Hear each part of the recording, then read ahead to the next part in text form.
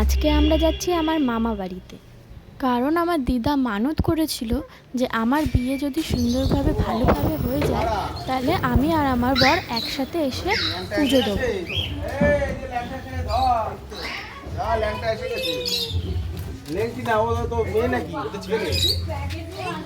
ঘুমাতে ঘুমাতে সব ঘুমিয়ে চলে এসেছে, ঘুমিয়ে ঘুমিয়ে। ওই দেখি মুখটা দেখি, ওই না ঘুমিয়ে চলে আসবে। আমি এক্ষুনি চিন্তা ভাবনা করছিলাম আমি একটা ভিডিও করবো, ঠিক আছে? আগে থেকে ভিডিও হয়ে সেই পুজোয় বিয়ের এতদিন পর আমরা দুজনে মিলে আসলাম আর আমার ছেলেকে সাথে করে নিয়ে আসলাম, কারণ এতদিন ধরে আমাদের দুজনের সময়ই হয়ে উঠছিল না যে দুজনে একসাথে আসব। আমার যখন ফাঁকা হচ্ছিল আমার বরের ফাঁকা হচ্ছিল না, ও অফিস থেকে ছুটি পাচ্ছিল না। এই করে করে এতদিন পর আমরা ছেলেকে নিয়ে যাচ্ছি। এটাও একটা ভালো হলো যে আমার ছেলেকে নিয়েও যাওয়া হলো, পুজো একসাথে দেওয়া। চলে এসেছে দিদা। আমি কিন্তু ছোটোবেলা থেকেই মামা বাড়িতেই মানুষ। আমার দিদা, মামি, মামারা আমাকে ভীষণ ভালোবাসে। আর আমি স্কুলেও পড়তাম এখানেই, আর আমি পড়াশোনা করতাম একদম ছোট থেকে, হাতেখড়ি থেকে আমি এই আন্টির কাছে পড়তাম। আর এখন আমার ছেলে সেখানে এসেছে।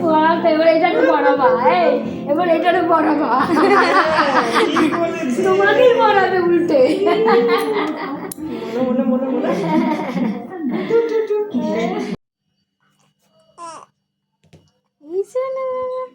তুমি কসবাইটের মতো জিভে ঘষে দিয়েছে এখানটা গালিতে, গালি ঘষে। তারপর বাড়ি এসে কিছুক্ষণ রেস্ট নিয়ে তারপরে গেলাম আবার সেই পুজোর ওখানে।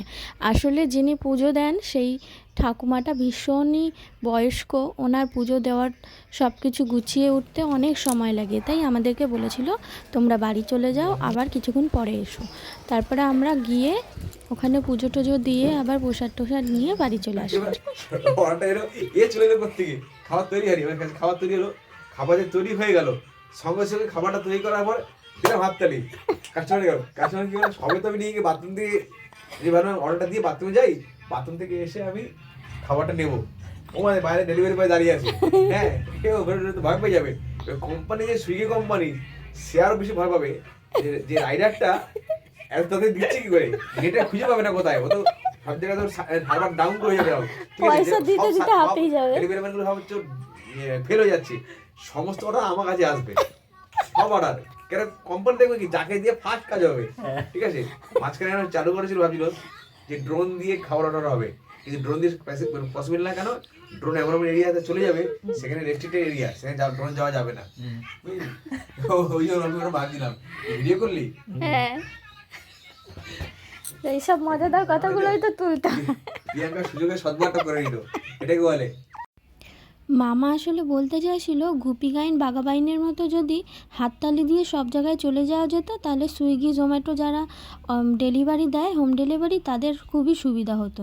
তাহলে তাড়াহুড়া করে যে ডেলিভারি বয়গুলো যায় সব জায়গায়, আর এখন খুবই অ্যাক্সিডেন্ট হচ্ছে, সেই জিনিসগুলো আর হতো না।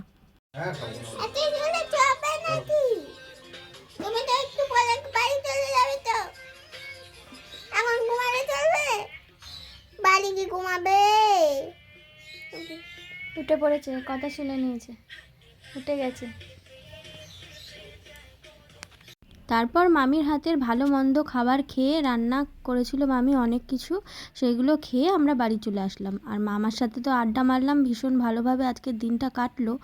তো ভিডিওটা কেমন লাগলো সবাই কমেন্ট করে জানিও।